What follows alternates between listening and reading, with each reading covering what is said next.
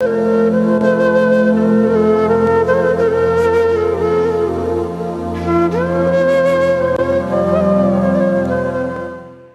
کرام، ایک دفعہ پھر ہم آپ کی خدمت میں زکوٰۃ اپیل 2025 کے ساتھ حاضر ہیں۔ خواجہ غریب نواز ویلفیئر ٹرسٹ کے تحت ہمارے ساتھ تشریف فرما ہیں محترم ڈاکٹر سید مظہر اقبال شامی صاحب، محترم ہمارے ساتھ جاوید میمن صاحب تشریف فرمائے، حسان عزیزی ہمارے ساتھ موجود ہیں، ہمارے بہت خوبصورت شناخواں ہیں۔ ہم وقفے پہ گئے تو ہم نے ان سے کلام سنا، اور جیسے کہ آپ جانتے ہیں کہ ہم سال بھر مختلف جو پروجیکٹس ہیں اس کے تحت آپ کی خدمت میں حاضر ہوتے ہیں۔ خواجہ غریب نواز ویلفیئر ٹرسٹ ایک مستقل خدمت خلق کا ادارہ ہے۔ اس ادارے کے تحت آپ اور ہم مل کر مختلف پروجیکٹس پر کام کرتے ہیں۔ اچھا، یہ جو کام کیا جاتا ہے اور جو ہم اتنی گفتگو یہاں بیٹھ کے ہم نے کی اور کرتے ہیں، اس کا مقصد صرف یہ نہیں ہے کہ وہی والی بات کہ کوئی شخص جو ہے اس کو غذا کی ضرورت صرف ماہ رمضان میں نہیں ہوتی، لیکن یہ ہمارا لیے بہت مقدس مہینہ ہے۔ اس مہینے کی اہمیت بہت زیادہ ہے، اور ایک تہوار کے طور پہ دنیا بھر میں مسلمان اس کو بہترین طریقے سے سیلیبریٹ کرتے ہیں۔ ایک روحانیت کا ماحول ہوتا ہے، تو اس میں ہماری آپ کی خواہش اور کوشش ہوتی ہے کہ وہ لوگ ہمارے ساتھ شامل ہو جائیں کہ جو ہماری سوسائٹی میں رہتے ہیں، ہمارے بہن بھائی ہیں، ہم جیسے لوگ ہیں، مسلمان ہیں، اور انہیں بھی ہمارے ساتھ اسی طرح سے اس کو سیلیبریٹ کرنا چاہیے۔ دیکھیں، سوسائٹی جو بنتی ہے وہ چند لوگوں سے نہیں بنتی ہے، بلکہ اجتماعی طور پہ بنتی ہے، اور سوسائٹی کا مجموعی تاثر وہی ہوتا ہے جو اس سوسائٹی کے لوگوں کا ہوتا ہے۔ ایک ویلفیئر سوسائٹی ہوتی ہے۔ ویلفیئر سوسائٹی وہ نہیں ہوتی ہے کہ جو سارے خدمت کر رہے ہوتے ہیں۔ ویلفیئر سوسائٹی وہ ہوتی ہے جہاں ایک دوسرے کا دکھ سکھ بانٹا جاتا ہے، صرف دکھ نہیں، سکھ بھی بانٹا جاتا ہے۔ یعنی کسی کی خوشی میں خوش ہو جانا، کسی کے غم میں شریک ہو کر اس کی حوصلہ افزائی اور ہمت افزائی کرنا، یہ سوسائٹی ہوتی ہے، اور اس طرح سے سوسائٹی میں لوگ رہتے ہیں۔ ہم جب بات کرتے ہیں نا کہ آپ صلی اللہ علیہ وسلم نے اس وقت پہ اس سوسائٹی میں کہ جب آپ پر وحی کا نزول ہوا، اور ہم نے پڑھا ہے، سنا ہے، ہمیشہ سے ہم جانتے ہیں کہ وہ سوسائٹی، اس سوسائٹی میں کیا کچھ برائیاں نہیں تھیں۔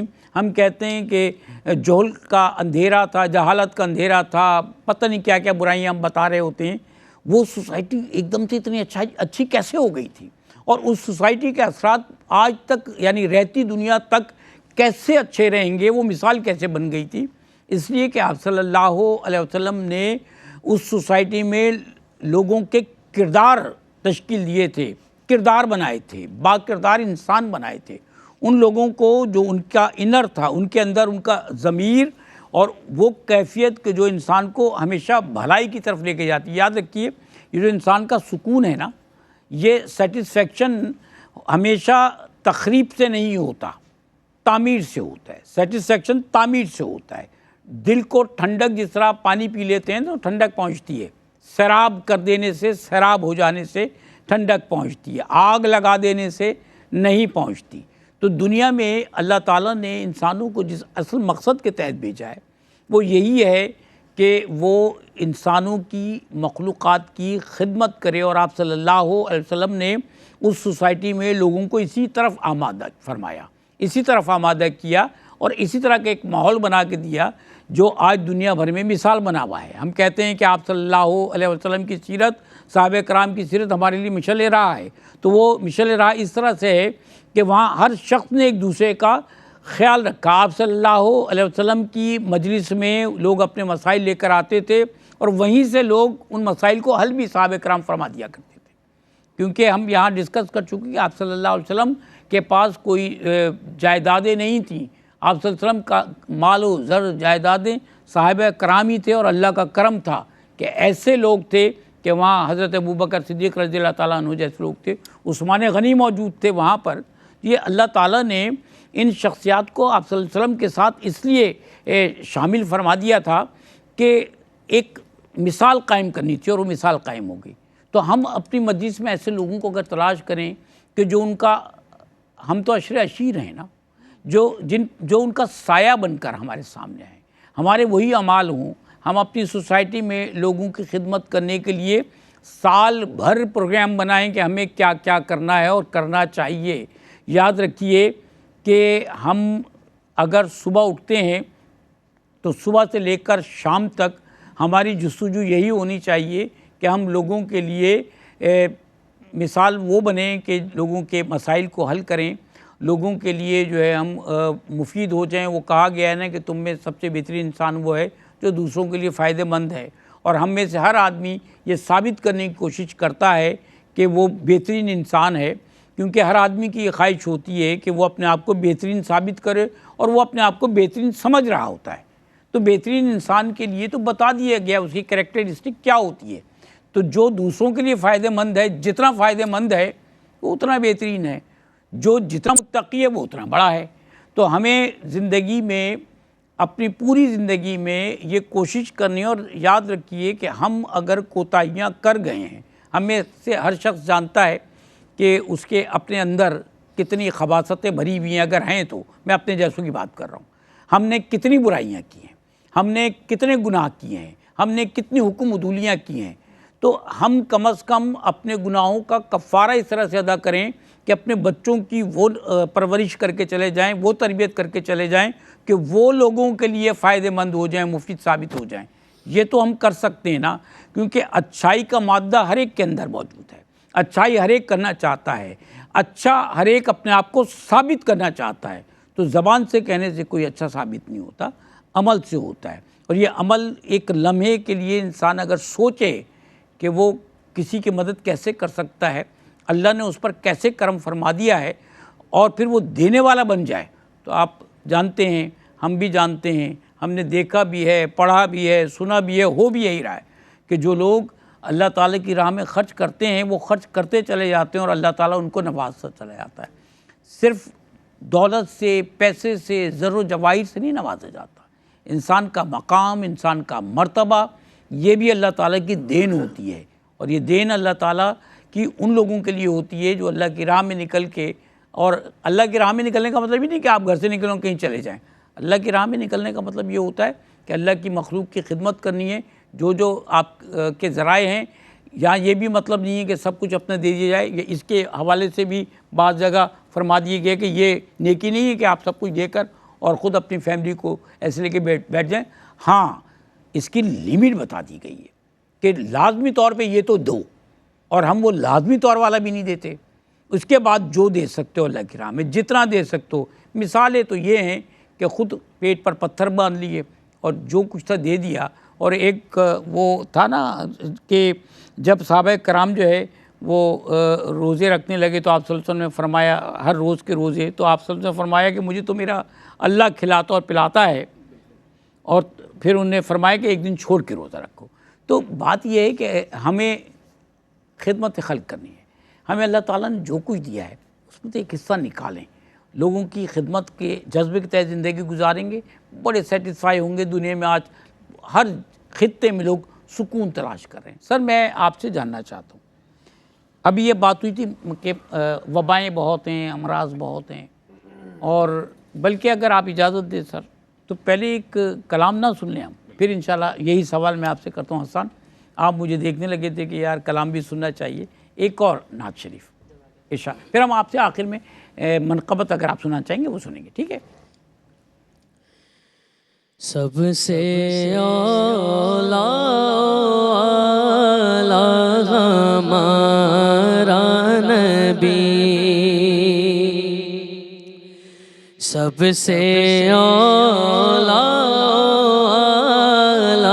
ہمارا نبی، سب سے بالا بالا ہمارا نبی، سب سے بالا بالا ہمارا نبی، کون دے تاغ دینے کو منہ چاہیے، کون دے تاغ دینے کو منہ چاہیے، کون دے تاغ دینے کو منہ چاہیے، دینے والا گے سچا سچا ہمارا نبی دینے والا گے سچا ہمارا نبی سب سے اولا والا ہمارا نبی خلق سے اولیاء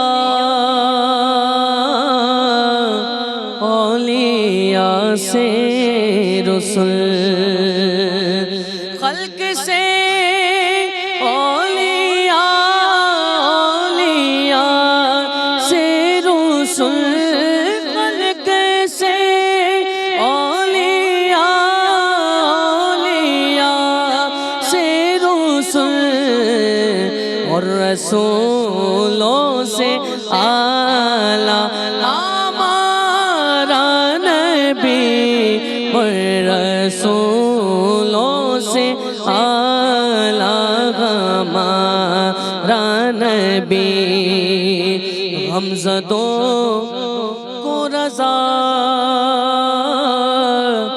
مژدہ دیجئے کہ ہے غمزدوں کو رضا مژدہ دیجئے کہ ہے غمزدوں کو رضا مژدہ دیجئے کہ ہے بے کسوں کا سہارا ہمارا نبی بے کسوں کا سہارا ہمارا نبی سب سے اولا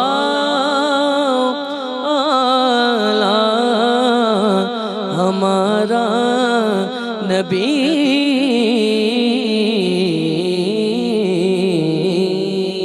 سبحان اللہ سبحان اللہ، بے شک بے شک۔ سر سوال میرا یہ تھا کہ وبائیں بھی بہت ہیں، اس کے ساتھ بیماریاں جو ہیں، پہلے لوگ تو یہ کہتے ہیں کہ پہلے اصل میں شناخت نہیں ہوتی تھی، تشخیص نہیں ہو پاتی تھی بیماریوں کی، اب ہو جاتی ہے۔ تو بیماریاں، ان کا علاج بہت مہنگا ہے، اور اس کے ساتھ ساتھ اگر دیکھا جائے تو جو صحت کے معاملات ہیں وہ ہم نے خود خراب کر رکھے ہیں۔ احتیاط ایک بہت بڑی چیز ہے جو انسان کو بہت ساری چیزوں سے بچا لیتی ہے۔ آپ کے نام کے ساتھ جو ہے وہ ڈاکٹر لگایا، وہ طب کے حوالے سے ہو یا علم کے حوالے سے، تحقیق کے حوالے سے ہو، مجھے معلوم ہے، اس لیے میں نے یہ کہا۔ لیکن ڈاکٹر جو ہے، جس طرح حکیم لقمان جو ہیں، ان کی حکمت جو ہے وہ دواؤں والی نہیں تھی، لوگ آج تک ان کو جو ہے وہ دواؤں کے حوالے سے، طب کے حوالے سے حکیم لقمان کہتے ہیں۔ تو حکمت یہ ہے کہ ہم لوگوں کو یہ بتا سکیں کہ انہیں اپنا طرز زندگی کیا رکھنا چاہیے۔ ارشاد فرمائیے۔ دیکھیں، سب سے پہلے نبی مکرم علیہ السلام کا وہ فرمان مجھے یاد آ رہا ہے، بورک لی امتی فی بکورہا۔ آقا کریم فرماتے ہیں کہ میری امت کے لیے صبح کے وقت میں برکت رکھی گئی ہے۔ جی ہاں۔ تو جہاں آج ہم بیماریوں کے حوالے سے کہہ رہے ہیں کہ مجھے فلاں بیماری ہو گئی، فلاں بیماری ہو گئی، اسلامی جو بھی معاشرت ہے اور نبی مکرم علیہ السلام کا اگر انداز دیکھیں تو سب سے پہلے ہمیں وقت پر اٹھنا چاہیے۔ اگر ہم اپنی صحت کا خیال رکھنا چاہتے ہیں، میڈیکلی طور پر مضبوط رہنا چاہتے ہیں، تو حضور فرما رہے ہیں کہ میری امت کے لیے صبح کے وقت میں برکت ہے۔ وقت پہ سو جائیں، وقت پہ سو جائیں، وقت پہ اٹھیں۔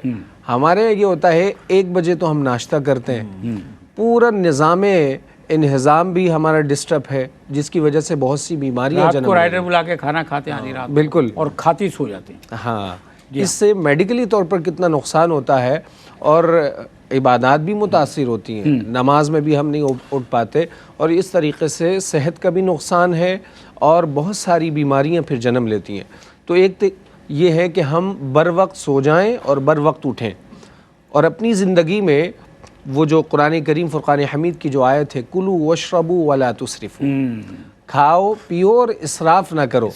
صحابہ کرام علیہم رضوان کی اگر زندگی کو دیکھا جائے تو اس وقت ایک حکیم صحابہ کرام علیہم رضوان کی زندگی کو جب اس نے دیکھا اور ان کے علاج اور معالجے کے لیے جب آیا تو دیکھا کہ صحابہ کرام علیہم رضوان بیمار ہی نہیں ہوتے۔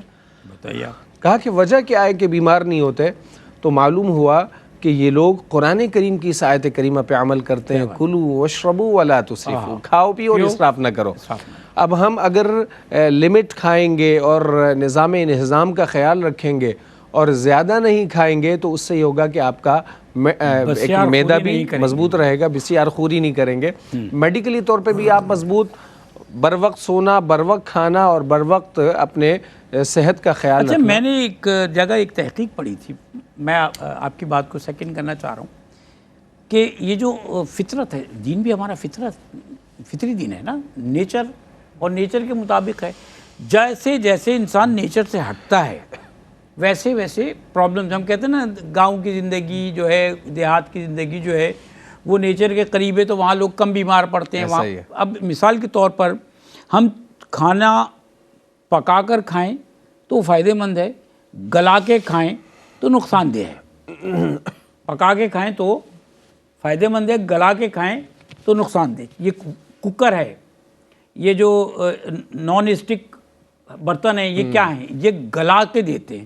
ہم اگر کہیں کڑھائی کھانا ہے، ہم تو بازاروں میں جاتے ہیں تو بڑی چھولے نکل رہے ہوتے ہیں، اس میں وہ آپ کو بھون کر دیتا ہے۔ ہم بھنے ہوئے کھانے لگے گلے۔ اس کی مثال آپ لے لیجئے، ایک سیب جو ہے وہ پکا ہوا ہے اور ایک سیب گلا ہوا ہے۔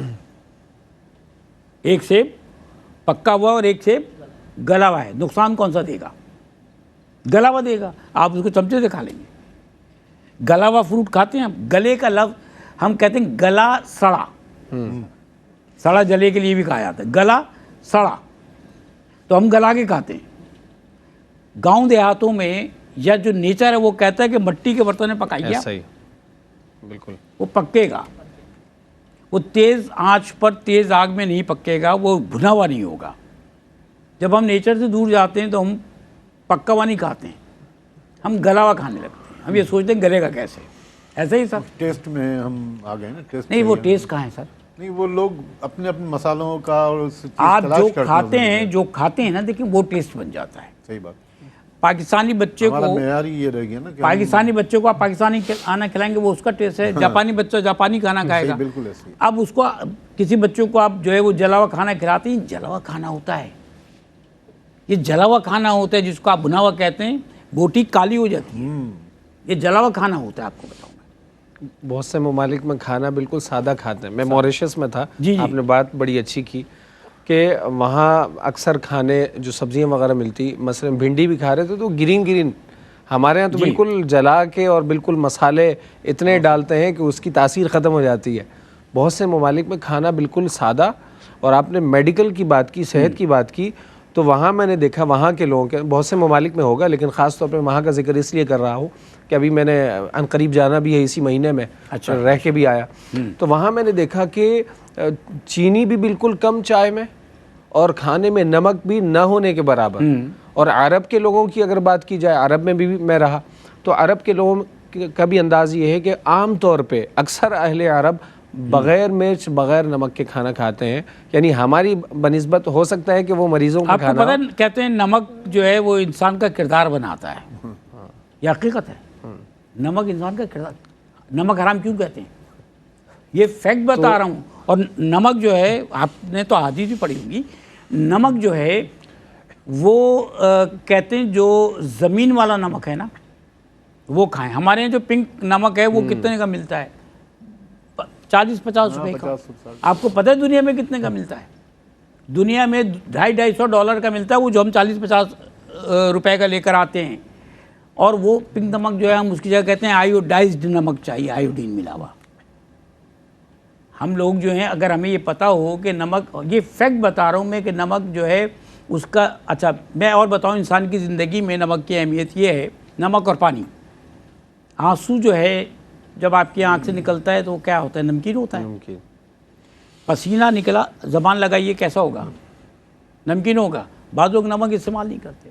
نمک کی اہمیت ہے، آپ کی باڈی کو نمک چاہیے، پانی چاہیے، لیکن اتنا بھی نہیں چاہیے، بالکل اتنا بھی نہیں چاہیے، کم مقدار میں ہو تاکہ صحت کا خیال رہے۔ سمجھ گئے نا؟ بڑی لاجیکل بات بتائی۔ لاجیکل نہیں، یہ ہے، یہ سب کچھ تو ہم جتنا نیچر سے دور ہوتے چلے جاتے ہیں اتنے بیماریوں کے شکنجے میں جگڑتے چلے جاتے ہیں۔ اب آپ نے جیسے سر فرمایا نا کہ بھنڈی جو ہے وہ گرین گرین ہوتی ہے. آپ مجھے ایک بات بتائیے, آپ پالک پکا رہے ہیں, ٹھیک ہے, اس میں جو ہے وہ کیلشیم اور جس کو کیا کہتے ہیں آئرن بہت ہوتا ہے, آپ نے اس کو اتنا پکا لیا کہ وہ کالی پڑ گئی, تو کیا وہ آئرن وائرن رہا اس کے اندر؟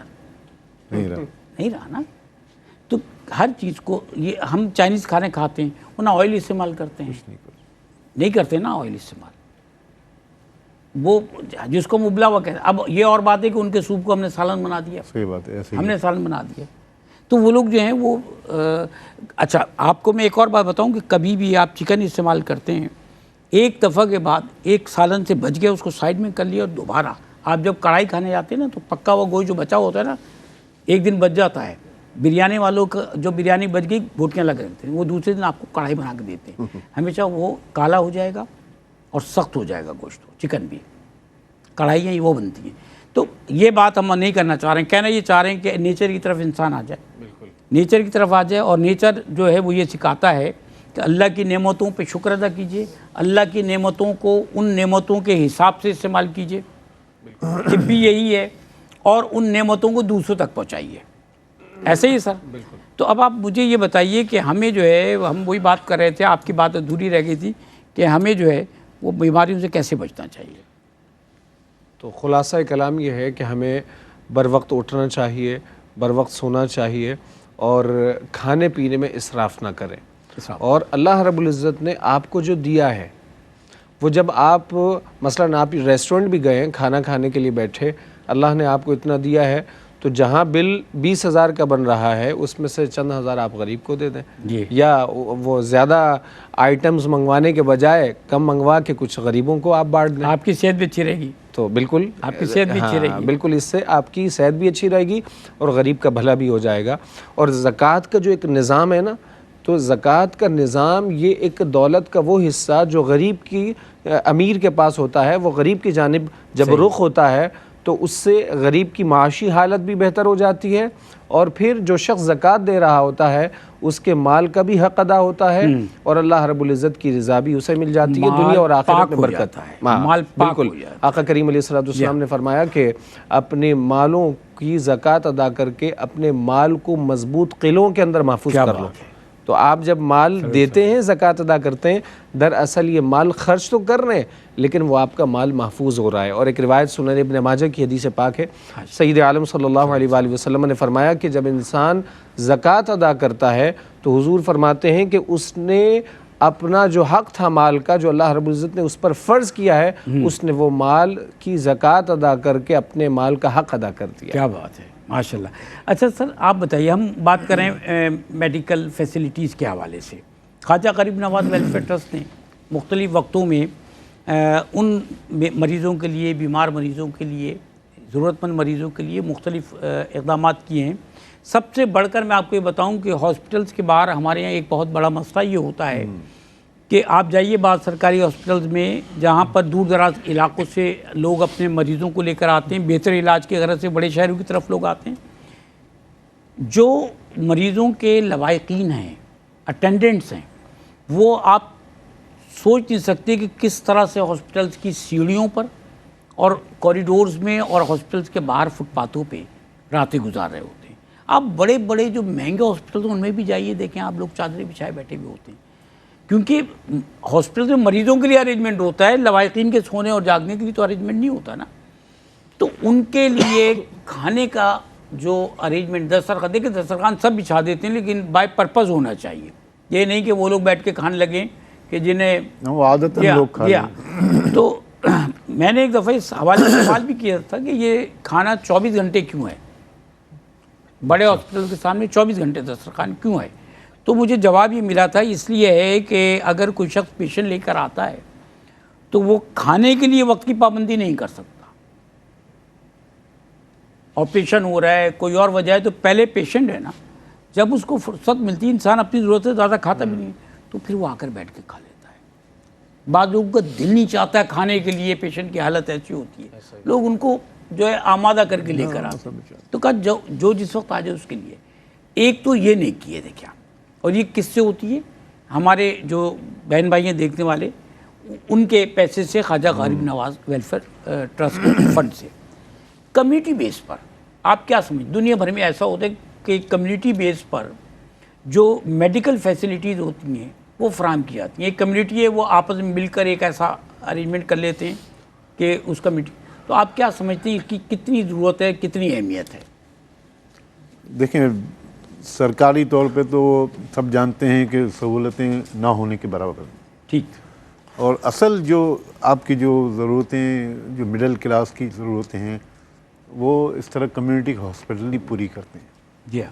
اور اس میں کئی نام ہیں اور مختلف ایسوسیشنز ہیں، تنظیمیں ہیں، کچھ لوگ ہیں ذاتی طور پہ وہ اپنا کنٹریبیوشن کر کے وہ اس کو بڑے پیمانے پہ کام کر رہے ہیں. جی ہاں. ایسے کئی ادارے ہیں جن کے یہاں ویلفیئر فنڈ موجود ہے اور کوئی آدمی کوئی مریض لے کے آتا ہے تو اس کو دین اینڈ دیئر جو ہے اس کو کچھ پرسنٹیج، یعنی جیسے وہ چاہتا ہے، جیسے اس کو محسوس ہوا کہ 25% اس کو نیڈ ہے تو اس کو 25% آف کر دیتے ہیں، 50% میں آف کرتے ہیں. اور بعض ایسے ہماری کمیونٹی میں کچھ ادارے ہیں، میں پرسنلی جانتا ہوں کہ 100% بھی آف ہے ان کا.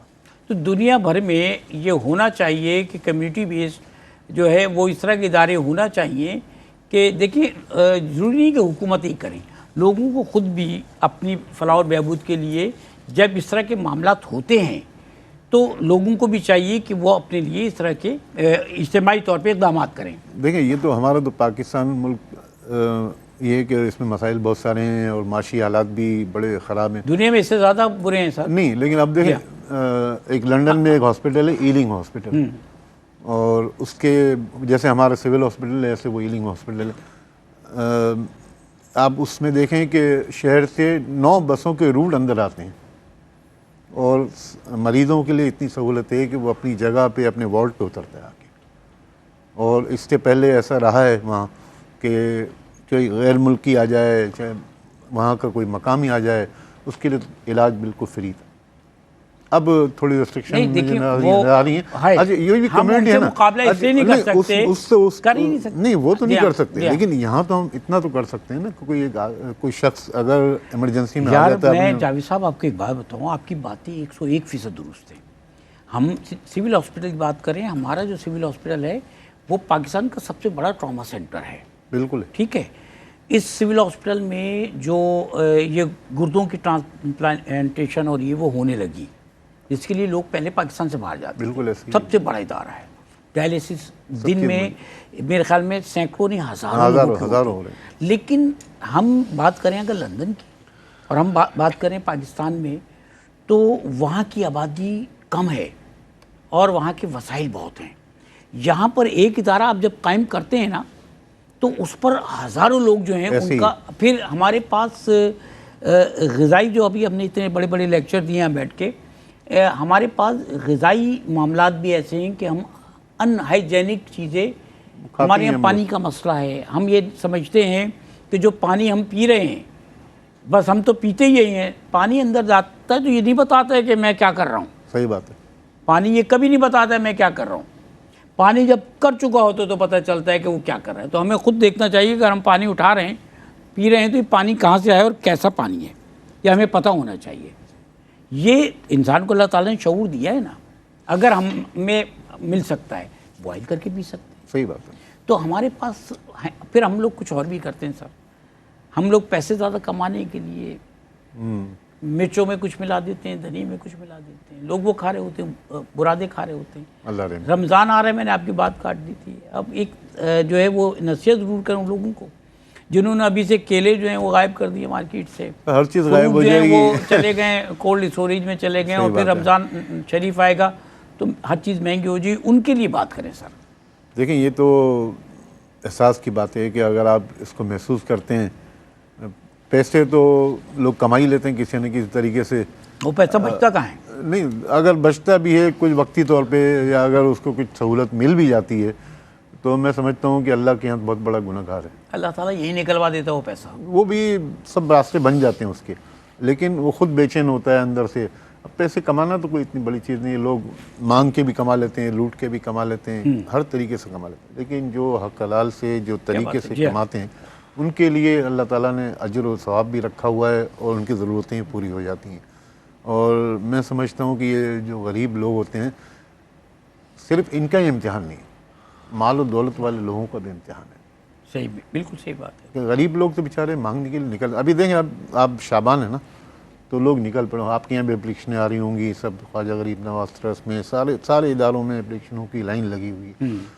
तो अब उसमें आपको देने वाले भी लोग चाहिए। जब तक इसके मुकाबले पे देने वाले लोग नहीं आएंगे, ये पूरी चीज़ बैलेंस नहीं होगा, बैलेंस नहीं होगी बैलेंस नहीं होगा। ना। तो फिर वो होगा ये कि उसके लिए इजाफी आपको मेहनत करनी पड़ेगी, उनका अरेंजमेंट करना पड़ेगा, कोई ना कोई उसका रास्ता करना पड़ेगा। ये सब चीज़ें लोगों को महसूस करनी चाहिए।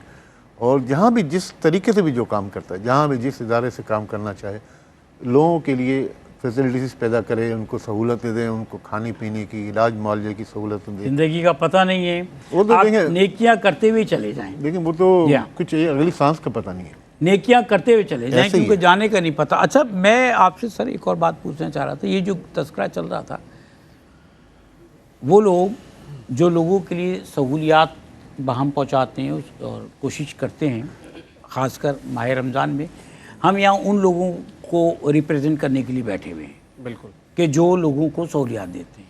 ये वो लोग जो लोगों के लिए मुश्किलात पैदा करते हैं, फ्रूट ना खा सकें, हर चीज़ महंगी कर देना, ये उनके लिए दीन क्या कहता है सर? जो रमज़ान में लोगों के लिए रोज़ा रखना मुश्किल कर दें, हर चीज़ महंगा कर दें, और ये सोचें कि ये नेकी करने का नहीं, कमाई का ज़रिया है ये महीना।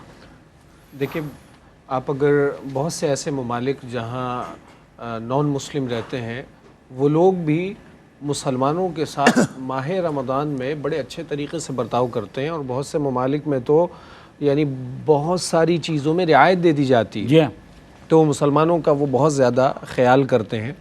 तो हमें अपने मुसलमान भाइयों के साथ कितना अच्छा सलूक करना चाहिए।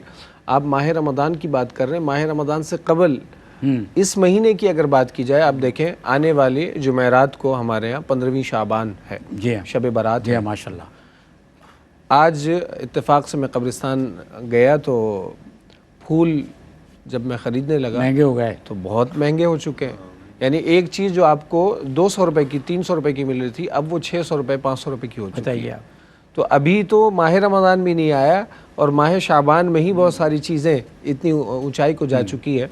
माह रमज़ान में हमारे यहाँ बस ये जहन में होता है कि जितना हो सके दूसरों को हम लूट लें, कमा लें, और दूसरा जो है वो ज़रूरतमंद है उसने लेना ही लेना तो है। दो कैटेगरीज बन गई ना। जी। एक वो लोग जो माह रमज़ान में नेकी कमाते हैं, एक वो लोग जो पैसा कमाते हैं। अब इन दोनों कैटेगरीज के हवाले से मुझे बताइए कि इनका मकाम क्या बनता है? वो हदीस पाक याद आ गई है। नबी मुकर्रम अलैहिस्सलाम ने फरमाया, अल मुस्लिम अखुल मुस्लिम, मुसलमान आपस में भाई हैं। ला यज़लिमुहु वला यख़ज़ुलुहु, वो उस पर जुल्म भी नहीं करता और उससे रुस्वा भी नहीं करता। और आगे आका करीम फरमाते हैं, मन नफ़्फ़स अन मुअमिनिन कुर्बतम मिन कुरबिद दुनिया नफ़्फ़सल्लाहु अन्हु मिन कुरबि यौमिल क़ियामा। हदीस पाक का मफ़हूम आका करीम फरमाते हैं कि जो शख्स अपने मुसलमान भाई से किसी मुसीबत को दूर करता है तो अल्लाह जल्ला वाला उसके लिए आखिरत की मुसीबतों को दूर फरमाएगा। क्या बात। तो आप अपने एक मुसलमान भाई के साथ शफ़क़त मोहब्बत से पेश आ रहे हैं, और आज आप उसकी एक मशक्क़त को दूर कर रहे हैं, तो कल क़यामत के दिन कितनी मशक्क़तें होंगी, और क़यामत की हौलनाकी, अल्लाहु अकबर। तो उन हौलनाकियों को मद्देनज़र रखते हुए हमें अपने मुसलमान भाई के साथ हुस्न सलूक करना चाहिए। हुज़ूर ने फरमाया, खैरुन्नास मन यनफ़उन्नास, बेहतरीन यानी इंसान ही वो है जो लोगों के लिए नफ़ा बख्श बन जाए, हम लोगों के लिए मुश्किलात करने वाले ना बने। वो हुज़ूर ने फरमाया, इमाततुल अज़ा अनित तरीक़, के रास्ते से तकलीफ़ दे चीज़ को हटाना, ये भी एक सदका है, ये भी एक खिदमत खल्क़ है। कि अब आप रास्ते में हमने टेंट लगा के अपने म्यूज़िकली प्रोग्राम करने हैं, हमने टेंट लगा के लोगों के रास्ते बंद करने हैं, धरने दे के बैठ जाना है। हाँ, तो इस तरह की जो भी सूरत हाल है, हमें अपने मुसलमान भाइयों के साथ हुस्न सलूक करना चाहिए। और आज आप हुस्न सलूक करेंगे तो फिर कल क़यामत के दिन अल्लाह रब्बुल इज़्ज़त जो आप पर अपना ख़ास फज़ल व करम फरमाएगा, वो तो आखिरत में मिलेंगी, दुनिया में भी आपके लिए ज़िंदगी में बड़ी बरकतें नसीब। क्या बात है, माशाल्लाह माशाल्लाह। अच्छा, आप ये बताइए कि आप ख्वाजा गरीब नवाज़ वेलफेयर ट्रस्ट के मुख्तलिफ प्रोग्राम्स में तशरीफ़ फरमा रहे हैं, थर की तरफ भी जाना हुआ होगा आपका? जी हाँ, सैलाब में थर की तरफ जाना हुआ सैलाब, तब तो पानी था। अच्छा, वहाँ पर सैलाब कम आया था, थर की तरफ नहीं आती, बदीन से सजावल इस तरफ आया था। थर में लोग जो हैं वो दूर दूर ٹیلوں پہ گھر بنا کے رہتے ہیں وہ ٹوم کے انداز میں نا، پانی کے بڑے مسائل ہوتے ہیں وہاں پر. پھر جانور بھی پالتے ہیں وہ، ان کے لیے بھی ان کو پانی چاہیے. ایک ہی تالاب میں یا وہ جو پانی وہ جمع کرتے ہیں اس میں جانور ہی پی رہے ہوتے ہیں، انسان بھی پی رہے ہوتے ہیں. بالکل ایسے ہی. ان کے لیے پانی کا جب انتظام ہوتا ہے تو ان کے لیے اس کی اہمیت کیا ہے وہ بتائیے اگر آپ کے مشاہدے میں ہے. سر دیکھیں، پانی کا مسئلہ تو شہر میں اس قدر ایک بڑا مسئلہ بنا ہوا ہے. ہم تو وافر استعمال کے عادی ہو گئے نا. نہیں دیکھیں، یہاں بھی جو لوگ یہاں ایسے علاقے ہیں کہ خرید کے پانی استعمال بھی کرتے ہیں. پینا تو ہے ہی استعمال، لیکن استعمال کرنے کے لیے بھی وہ پانی خرید کے کرتے ہیں. تو وہ علاقہ جہاں اس طرح کی صورتحال بتا رہے ہیں، جہاں ایک ایک یعنی مثلا مٹکے کا، ایک ایک بالٹی کا، ایک ایک ڈرم کا ایک حساب ہوتا ہو، وہ کیسے اپنی زندگی گزارتے ہوں گے؟ پانی سب کو ہی چاہیے. کسی کو زیادہ چاہیے، آپ کے یہاں آپ نلکے میں آتا ہے تو آپ اس کو اچھے طریقے سے استعمال کرتے ہیں. کوئی یا ہمارے یہاں کبھی نہیں آتا تو ہم اس کو کتنا سنبھال کے پانی استعمال کرتے ہیں، کہ تھوڑا تھوڑا کر کے استعمال کرتے ہیں. 2 بالٹیاں اسی میں پورا کرنا ہے صبح. تو وہاں کی تو بات ہی کچھ اور ہے. اگر کوئی وہاں جا کے اگر پانی جیسی سہولت مہیا کر دے تو میں تو کہتا ہوں اللہ تعالیٰ اس کا بیڑا پار کر دے گا، میں سمجھتا ہوں. اور لوگ کر بھی رہے ہیں، انڈیویجول بھی کر رہے ہیں، مختلف اداروں کے تحت بھی کر رہے ہیں. خواجہ غریب نواز تو ماشاءاللہ ٹرسٹ جو ہمارا ہے وہ اس کو باقاعدہ بڑا مینج طریقے سے وہاں کام کرتا ہے، اور انہوں نے سب چیزیں انہوں نے دیکھی ہوئی ہیں اور اپنے کارکنان کو مشاہدوں میں رکھا ہوا ہے. تو ان کی رائے اور ان کی چیزوں کو مد نظر رکھتے ہوئے اس کو آگے بڑھا رہا ہے. تو یہ بہت اچھی بات ہے اور میں سمجھتا ہوں کہ یہ ایک اچھی نیکی ہے. اچھا، پانی صرف کھانے پینے کے لیے نہیں، کھیتی باڑی کرنے کے لیے، جانوروں کی افزائش کرنے کے لیے بھی پانی کی بڑی اہمیت. پانی زندگی ہے، زندگی ہے پانی. بالکل. آپ کوئی بھی چیز لیں، پانی تو چاہیے. جی ہاں، کھانا پانی کا ذکر ضرور آتا ہے. کھانا پانی سب چاہیے. کھانا کھائیں گے اور پانی نہیں ہوگا تو کھانا بھی اچھا نہیں لگے گا. تو وہ پھر زندگی کی 1000 ضرورتوں کے ساتھ پھر آپ یہ دیکھیے کہ وہاں کے جو لوگ ہیں، ہم تھر کی بات کریں، وہاں پر خواجہ غریب نواز ویلفیئر ٹرسٹ کے تحت مختلف جگہوں پر جو ہینڈ پمپس لگائے گئے اور وہ واٹر ویلز لگائے گئے، آر او پلانٹ لگائے گئے. آپ یہ دیکھیے آر او پلانٹ بھی لگائے گئے ہیں، اور ہیں آر او پلانٹ، ایسا نہیں ہے کہ نہیں ہے، وہ ایگزسٹ کرتے ہیں مختلف جگہوں پر. جہاں لوگوں کو پانی میسر نہیں، وہاں آپ ان کو پانی دیں اور پانی کے ساتھ ان کو جو ہے وہ پیوریفائڈ واٹر دیں. پیوریفائڈ واٹر دیں آر او پلانٹ لگانے کے بعد. تو وہ سب کچھ ہوا. اچھا، اس میں ایک بڑی عام بات یہ ہے کہ ہمارے بہت سارے ایسے دنیا بھر میں، پاکستان سے باہر بھی بہت سارے ہمارے ایسے کرم فرما ہیں کہ جنہوں نے اپنے مرحومین کے نام سے، کیونکہ صدقہ جاریہ ہوتا ہے بالکل ایسے ہی، مرحومین کے نام سے، یا پھر کوئی بزرگ گھر میں ہے، کوئی بچہ ہے. دیکھیں کسی بچے کو آپ بہت اچھا گفٹ کیا دے سکتے ہیں اس کی زندگی میں. ہم نے کہا کہ جی آپ 35,000 روپے دیں، ایک پاکستانی 35,000 روپے، 35,000 ایک بچے کے نام سے جو پیدا ہوا ہے، آپ کہیں پر ہینڈ پمپ لگوا دیجیے اور اس پہ ایک تختی لگوا دیجیے بچے کے نام سے کہ اپنی دعاؤں میں اس کو یاد رکھیے. بچے کو پتہ ہے یا نہیں پتہ ہے، وہ 35,000 روپے کی کوئی اہمیت ہے؟ 35,000 آج کل کے دور میں تو کچھ نہیں. ساری زندگی جو لوگ اس پانی کو استعمال کر رہے ہیں تو صدقہ جاریہ چل رہا ہے، ثواب کس کو مل رہا ہے؟ ایسے ہی، اس بچے کو مل رہا ہے، اس کی پرورش کے ساتھ دعائیں مل رہی ہیں اس کو. بے شک. تو دنیا میں آپ نیکی کے راستے پہ تو چلیں، بالکل اچھی نسل تو تیار کریں جس کو لوگ دعاؤں میں یاد رکھیں. ہاں صحیح بات ہے. تو اور یہ بنیاد دیکھیں، روحانی طور پر بھی اس کا اثر ہوتا ہے. ہوتا ہے نا سر روحانی طور پر. ہم نے روحانیت کو تو بالکل پرے ہٹا دیا ہے. ہم سمجھتے ہیں روحانیت کوئی چیز ہی نہیں ہے، جبکہ روحانیت بہت بڑی چیز ہے. بڑی فرما دیجیے سر، اسی پہ بات کر لیجیے. آپ نے بات کی پانی کے حوالے سے. پانی یقیناً ایک بہت بڑی نعمت ہے. اللہ رب العزت نے ہماری آسانی کے لیے پانی کی عظیم نعمت ہم سب کے لیے رکھی ہے. اور صحابہ کرام علیہ رضوان کی زندگی کو بھی دیکھیں تو ایک صحابی رسول حضور کی بارگاہ میں آئے، یا رسول اللہ صلی اللہ علیہ وسلم، میری والدہ کا انتقال ہو گیا، میں ان کے لیے کوئی ایسا عمل کرنا چاہتا ہوں جو ان کے لیے باعث برکت بن جائے، باعث بخشش بن جائے. تو حضور نبی مکرم علیہ السلام نے فرمایا الماء. حضرت سعد رضی اللہ عنہ، آپ نے جیسے ہی یہ بات سنی تو آپ نے نبی مکرم علیہ السلام کے اس ارشاد پر عمل کرتے ہوئے آپ نے کنواں کھدوایا اور اس پہ لکھا ہذہ لأم سعد. کیا یہ سعد کی والدہ کے سال ثواب کے لیے. تو یقیناً آپ نے جو بات کی بہت ہی اہم بات کی کہ آج ہمیں روحانیت کی طرف آنا چاہیے اور یہ سوچ و فکر ہمیں اپنانا چاہیے. جو ہینڈ پمپ کا اہتمام کیا جا رہا ہے، تھر کے بعض علاقے ایسے ہیں جہاں جانور اور انسان ایک ساتھ پانی پی رہے ہیں. تو ایسی جگہ جہاں پانی کی سہولت نہیں ہے، جہاں جانور اور انسان ایک ساتھ پانی پی رہے ہیں، آپ اندازہ لگائیں کہ وہاں کے لوگ کیسی مشقت کے ساتھ زندگی گزار رہے ہیں. اور آج اگر وہ صورتحال آپ آسانی پیدا کر ہاں اور آج اگر بالفرض ہمارے ساتھ وہ صورتحال پیش آ جائے تو ہم برداشت نہیں کر پائیں گے. تو ہمیں یہ کرنا چاہیے کہ ان غریبوں کے لیے ہم آسائش کا اہتمام کریں، اور جب پانی آپ ان کے لیے ایک صدقہ جاریہ کے طور پہ جب آپ اہتمام کریں گے اور اس روحانیت کی طرف آئیں گے تو یقیناً آپ کو وہ برکتیں نصیب ہوں گی جو آپ کے وہم و گمان میں بھی نہیں. سبحان اللہ. ہم آج تک تذکرہ کرتے ہیں حضرت ابوبکر صدیق رضی اللہ تعالیٰ عنہ نے کنواں خرید کے وقف کر، تذکرہ آج تک کرتے ہیں. اور وہ تذکرہ بھی آپ یہ سوچیے، وہ خیر وہ تو بہت بڑی ہستیاں ہیں، لیکن ان کے لیے صدقہ جاریہ، وہ تذکرہ بھی صدقہ جاریہ ہے. بالکل اچھے لفظوں میں یاد کرنا بھی. ناظرین کرام، آج کی یہ ٹرانسمیشن ہم نے کچھ باتیں سیکھی ہیں اور آپ سے بھی شیئر کی.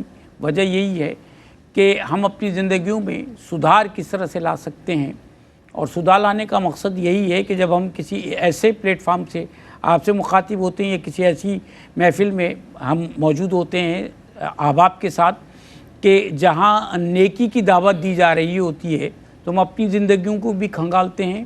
اپنی فکر کو جو خیال ہوتا ہے، اپنا تجربہ ہے، اپنا مشاہدہ ہے، اپنا علم ہے، وہ ہم اس لیے شیئر کر رہے ہوتے ہیں کہ زندگی کو اب ہمیں فلاح، بہبود اور اصلاح کے راستے پہ ڈالنا ہے.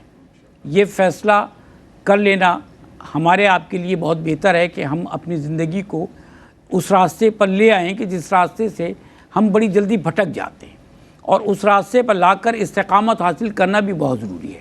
اور یہ استقامت تبھی حاصل ہوتی ہے کہ جب ہم اس نیکی کے عمل کا صلہ ملنے پر اس کا مزہ چکھ لیتے ہیں. ہم وہ سکون کی جو بات کر رہے تھے نا، آپ کسی کی مدد کرتے ہیں تو آپ کو سکون ملتا ہے، زندگی کا مزہ آ جاتا ہے. نکلیے آج سے نکل کر لوگوں کی خدمت اور مدد کرنا شروع کیجیے. دعوت ہم آپ کو دے دیتے ہیں کہ ہمارے ساتھ شریک ہوں. خواجہ غریب نواز ویلفیئر ٹرسٹ کے پلیٹ فارم سے رمضان المبارک کی آمد ہے. ان لوگوں کے لیے نکلیے کہ جو لوگ رمضان میں روزے رکھیں گے، ان کے لیے آج سے اہتمام کرتے ہیں. ایک آدمی کا روزہ کھلوائیں گے تو 400 روپے آپ کا خرچہ آتا ہے کھانے اور افطاری کا. آپ کتنے لوگوں کا روزہ کھلوانا چاہتے ہیں، کتنے دن تک کھلوانا چاہتے ہیں، یہ آپ فیصلہ کیجئے. زکوٰۃ یا صدقات میں سے جو آپ کی حیثیت بنتی ہے، 400 روپے سے لے کر 4 لاکھ روپے تک، 4 کروڑ تک، جو میری اوقات ہے یا جو آپ کی حیثیت ہے، ہمیں چاہیے کہ ہم آگے بڑھ کر یہ کام کریں. اسی طرح سے اگر آپ چاہتے ہیں کہ کسی غریب فیملی کے لیے، ضرورت مند فیملی کے لیے آپ راشن کا اہتمام فرما دیں، تو 1 مہینے کا راشن جو ہے ایک فیملی کے لیے 10,000 روپے آپ کا ڈونیشن چاہیے ہوتا ہے. نمبرز آپ کے سامنے اسکرین پر موجود ہیں، اس کو دیکھیے اور آپ ڈونیشن جو ہے وہ ایک فیملی کے، ایک سے زائد فیملی کے، جتنا چاہتے ہیں، جیسے چاہتے ہیں، جو اللہ تعالیٰ نے آپ کو استطاعت عطا فرمائی ہے اس کے مطابق آگے بڑھ کر آپ خدمت کیجئے انسانیت کی. اگر آپ چاہتے ہیں کہ کسی ایسے علاقے میں جہاں پانی کے مسائل ہیں، وہاں اپنے، جیسے کہ میں نے آپ سے عرض کیا تھا کہ گھر میں کوئی چھوٹا بچہ پیدا ہوا بچہ، اس کے نام سے آپ ہینڈ پمپ لگوا دیجئے، اور اس کے بعد دیکھیے اس کی پرورش کے ساتھ لوگوں کی دعائیں جو ہیں اس کی نگہبان بن جائیں گی. ہینڈ پمپس لگوائیے، 35,000 روپے پاکستانی، 35,000 روپیز اس کا خرچہ آتا ہے. اور اگر آپ چاہتے ہیں کہ آپ میرج گفٹ کریں، کسی بچی کی شادی میں 50,000 روپے کا حصہ ڈال کر اس کا گھر آباد کرا دیجئے، یہ بھی نیکی کا کام ہے. یہ کام آپ زکوٰۃ کے پیسے سے بھی کر سکتے ہیں، صدقات سے بھی کر سکتے ہیں. آگے بڑھیے گا. ٹیلی فون نمبرز آپ کے سامنے ہیں، اکاؤنٹس آپ کے سامنے ہیں. آپ جو ہے ویزا کارڈ سے، ماسٹر کارڈ سے بھی پیمنٹ کر سکتے ہیں. نیکی کا کام ہے. ایک پلیٹ فارم آپ کو فراہم کیا جا رہا ہے جس میں ہم آپ کی مدد کرتے ہیں. ہم آگے بڑھ رہے ہیں، آپ ہمارے ہمنوا بن جائیے. اپنی دعاؤں میں ہمیں یاد رکھیے گا. محترم ڈاکٹر سید مظہر اقبال شامی صاحب ہمارے ساتھ موجود رہے، ہم آپ کے شکر گزار ہیں. محترم جاوید میمن صاحب ہمارے ساتھ تشریف فرما رہے، ہم جاوید میمن صاحب کے بھی شکر گزار ہیں. حسان عزیزی ہمارے ساتھ موجود رہے، حسان عزیزی کا بھی بہت شکریہ. میں بھی آپ سے اجازت چاہوں گا. شاہد مسرور اپنی دعاؤں میں یاد رکھیے گا. نیکی کا جو پیغام آپ تک پہنچایا ہے اس پیغام پر لبیک کہیے گا۔ یہ جو ہمارے ڈونیشن ہاٹ لائن ہے، جو نمبرز آپ کے سامنے ہیں، یہ 24 گھنٹے ڈونیشن ہاٹ لائن جو ہے ہماری یہ آن رہتی ہے۔ آپ جب چاہیں فون کر سکتے ہیں، جب چاہیں ڈونیشن دے سکتے ہیں۔ ہم آپ کی خدمت میں کل بھی حاضر ہوں گے، پرسوں بھی حاضر ہوں گے۔ یہی وقت ہوتا ہے پاکستانی وقت کے مطابق 9 سے 11 بجے تک ہم آپ کی خدمت میں حاضر ہوتے ہیں۔ ایک بیڑا اٹھائے نیکی کا، کوشش کیجئے ہم اس میں کامیاب ہوں اور جو ہمارے مقاصد ہیں ان کے تحت ہم دکھی انسانیت کی خدمت کر سکیں۔ آپ سے اجازت چاہیں گے اور حسان سے درخواست کریں گے کہ ایک کلام سنائیں۔ چھوٹے نہ کبھی تیرا دامن یا خواجہ معین الدین حسن یا خواجہ معین الدین حسن، چھوٹے نہ کبھی تیرا دامن یا خواجہ معین الدین حسن یا خواجہ معین الدین حسن، ہے تم پہ فدا، ہے تم پہ فدا سب تن من دھن یا خواجہ معین الدین حسن۔ کعبہ ہو مدینہ ہو یا نجف، ہر سمت نظر تم آتے ہو۔ کعبہ ہو مدینہ ہو یا نجف، ہر سمت نظر تم آتے ہو۔ کچھ ایسی لگی، کچھ ایسی لگی ہے تم سے لگن یا خواجہ معین الدین حسن۔ آقا کی عطا ہے مولا علی، زہرا کی کلی ولیوں کے ولی، آقا کی عطا ہے مولا علی، زہرا کی کلی ولیوں کے ولی، حسنین کے دل عثمان کے نین یا خواجہ معین الدین حسن یا خواجہ معین الدین حسن یا خواجہ معین الدین حسن۔ اجمیر مجھے پہنچا دے خدا، چادر میں چڑھا ہوں پھول